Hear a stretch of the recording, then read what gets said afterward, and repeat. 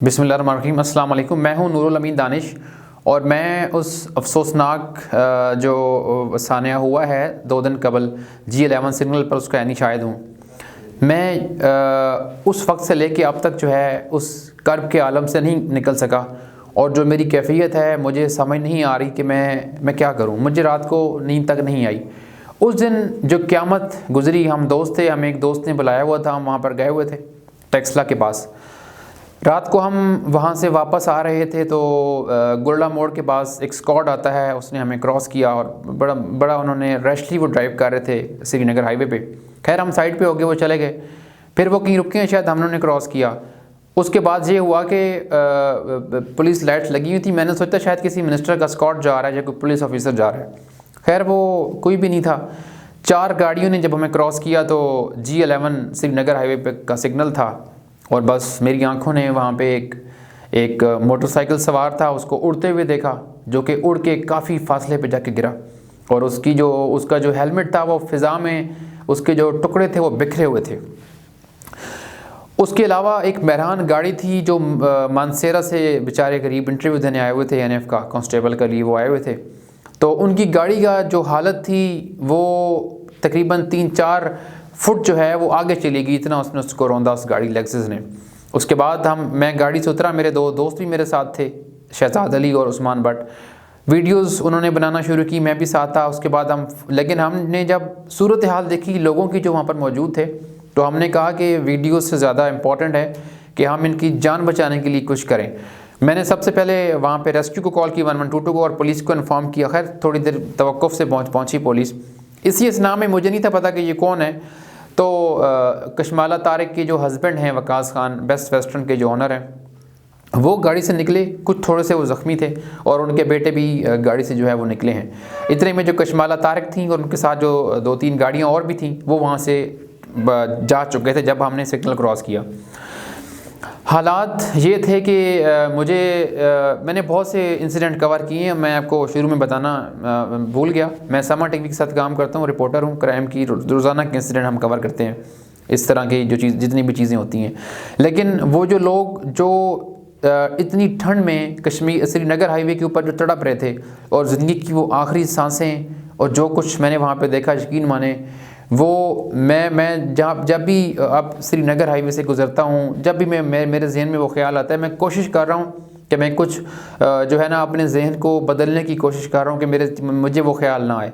लेकिन मैं कर्ब में मुब्तला हो जाता हूँ जब मैं सोचता हूँ उन लोगों के बारे में जिन लोगों ने मेरे हाथों में जो है वो जान दी है।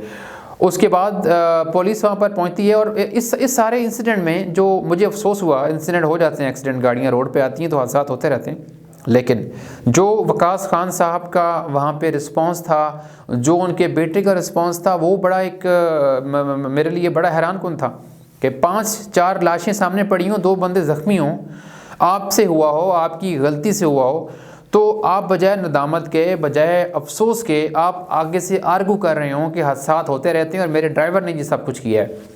1 मिनट के लिए हम मान लेते हैं कि उनका ड्राइवर ही गाड़ी ड्राइव कर रहा था, लेकिन आपको जो नदामत थी, आपके अंदर क्या इंसानियत नहीं है आपके अंदर कि आप वहाँ पे इजहार अफसोस करते, आप ये कहते कि हमसे गलती हुई है।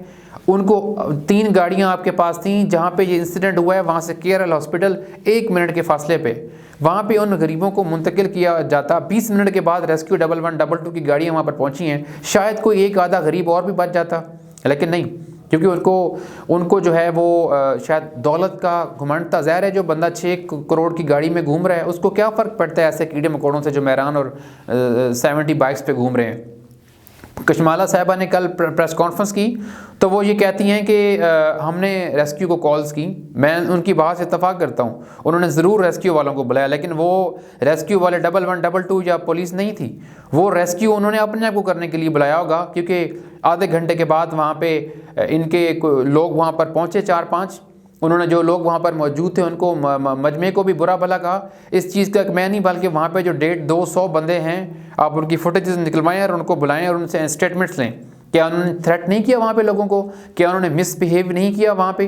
पुलिस जो वहाँ पर पहुँची है, पुलिस ने साथ इनको बैठाया और साथ लेके वहाँ से वो लोग स्किप हो गए हैं। पुलिस ने अपनी एफर्ट ज़रूर की उसके बाद पकड़ने की उसके बेटे को, लेकिन उन्होंने अपनी ज़मानत करवा ली है। खैर इंसिडेंट्स होते रहते हैं जैसा कि मैंने पहले कहा, लेकिन इसमें जो सबसे बड़ा दुख हुआ, जो सबसे ज़्यादा मुझे अफसोस है और रहेगा हमेशा शायद, वो ये था कि एक बड़े हैरान कुन अंदाज में इस चीज़ से डिनाई किया जा रहा है। और मैडम जो उन्होंने कल प्रेस कॉन्फ्रेंस में कहा कि 2 गाड़ियाँ थीं, हमने रेस्क्यू वालों को बुलाया। मैडम, मैं सहाफ़ी हूँ और मैं किसी पॉपुलैरिटी के लिए या और किसी चीज़ के लिए नहीं कर रहा जी। मैं अल्लाह को हाजिर नाजिर करके मैंने कल अल्लाह को जान देनी है, लेकिन मुझे लगता है आप लोगों में ज़रा भी खौफ खुदा नहीं है। अल्लाह ताला का खौफ करें और आपसे अगर गलती हुई है तो उसके जो लवाकिन हैं आप उनसे माफ़ी मांगें, ऊपर वाली ज़ात से माफ़ी मांगें, शायद वो आपको बख्श दे। मैं दोबारा कह रहा हूँ, मैंने जो है वकास खान साहब की गाड़ी में कोई शराब की बोतलें मैंने नहीं देखी, मैंने ये भी नहीं देखा कि ड्राइव कौन कर रहा था, इसलिए मैं कोई इसके ऊपर कंक्लूजन या कोई कंक्लूडिंग रिमार्क्स नहीं दे रहा कि वो उन्होंने ड्रिंक किया हुआ था या ड्राइवर जो थे वो इनके हस्बैंड थे, हस्बैंड तो उनके पीछे बैठे थे, इनका बेटा या कोई नहीं। मैं ये नहीं कह रहा, मैं ये कह रहा हूँ कि अल्लाह की अदालत में कल हम सब ने पेश होना है, तो खुदारा आप जो है एडमिट करें इस गलती को। ये गलती ज़रूर हुई है आप लोगों से। मैं मानता हूँ कि जो मेहरान गाड़ी थी उसने भी गलत जो है वो टर्न लिया, लेकिन इशारा बंद था।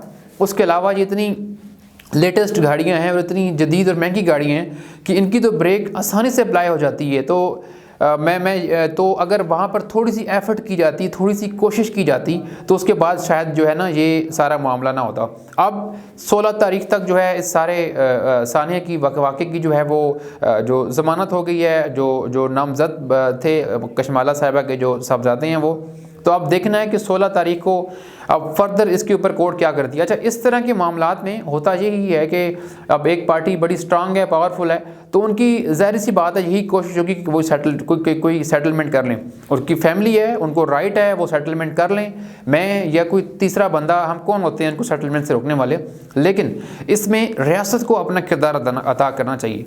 जब वहाँ पर एक पुलिसमैन पहुँचा जो ड्यूटी ऑफिसर था, उसने बिल्कुल अपनी ड्यूटी पूरी की, लेकिन वो जब उसने बड़ी गाड़ी देखी तो वो उसको देख के ही बड़ा, उसका जो रिएक्शन था वो बड़ा और तरह का था। यहाँ पे रोज़ाना दर्जनों लोग हमें फ़ोन करते हैं कि जी हमारी बाइक रोक ली है, गाड़ी रोक ली है, आपके पास डुप्लीकेट एक CD70 की 30,000 के बाइक की आपके पास डुप्लीकेट बुक हो, तो ये कहते हैं कि दोनों को थाने शिफ्ट करें। लेकिन इसमें बिल्कुल भी ऐसा नहीं हुआ। इसमें ये लोग आराम से घर गए, ड्राइवर को उन्होंने पेश किया वहाँ पे। हो सकता है जिस ड्राइवर को थाना रमना के हवाले किएगा वो हो सकता है वही ड्राइव कर रहा हो, लेकिन इसमें स्टेट को आइंदा के लिए कोई ऐसा प्रेसिडेंट सेट करना चाहिए, कोई ऐसी सख्त सज़ाएँ तजवीज़ करनी चाहिए जिसकी बुनियाद पे जो है आइंदा इनके दिलों में थोड़ा सा खौफ हो।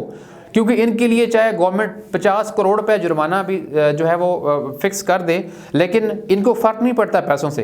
तो अब देखते हैं कि आइंदा जो है इस समाज पे क्या होता है, और जो हमारी रियासत है इस तरह के जो लोग हैं उनको काबू करने के लिए, उनको रोकने के लिए और गरीब लोगों की जानें बचाने के लिए क्या ऐसी हिकमत अमली करेगी। मेरी माहिरीन कानून से भी बात हुई है, उनका यही कहना है कि इसके लिए सख्त किस्म की कानून साजी की ज़रूरत है, और जब तक वो नहीं होगा ये जो इस तरह के ताकतवर लोग हैं, बड़ी बड़ी गाड़ियों वाले, इस तरह रोडों पे जो है कीड़े मकोड़ों की तरह गरीब लोगों को कुचलते रहेंगे।